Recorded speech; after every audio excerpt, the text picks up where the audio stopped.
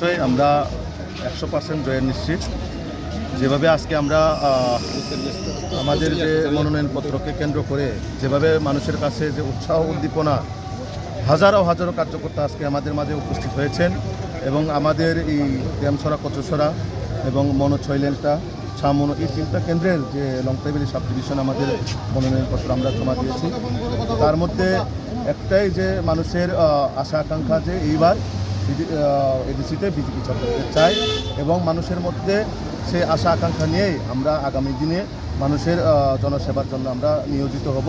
এবং আমাদের একটাই লক্ষ্য থাকবো যে এডিসিকে কীভাবে আমরা গুড গভর্নেন্স আমরা দিতে পারি, সেটাই আমাদের কাছে মানুষের কাছে আমাদের একটা প্রত্যাশা আমরা রাখি এবং জয় আমরা সব জায়গাতেই 28টি আসনে আমাদের জয় নিশ্চিত। তার পাশাপাশি মানুষ দেখেছেন গত 25 বছর সিপিএমের যে শাসনকাল এবং এখন বর্তমান যারা এই 5 বছরে তীব্রামতার শাসনকাল দেখেছেন যে কোনো কিছু কাজ হয়নি। তার জন্য মানুষ এখন একটাই যে রাজ্যেও আমাদের সরকার, ভারতীয় জনতা পার্টির সরকার, কেন্দ্রীয় বিজেপি সরকার,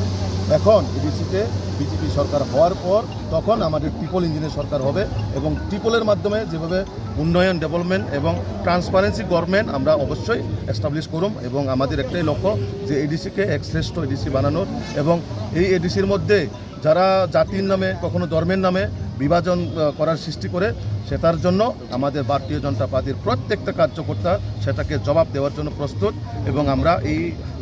2026-এর যে এডিসি নির্বাচন আমরা 28টাই আমরা জয় নিশ্চিত এবং আমরা অল্প কিছুদিনের মধ্যেই আগামী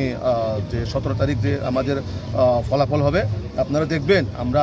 100তে 100 জয় হব এবং এডিসির মধ্যে আমাদের ভারতীয় জনতা পার্টির প্রথমবার আমরা সরকার করতে যাচ্ছি।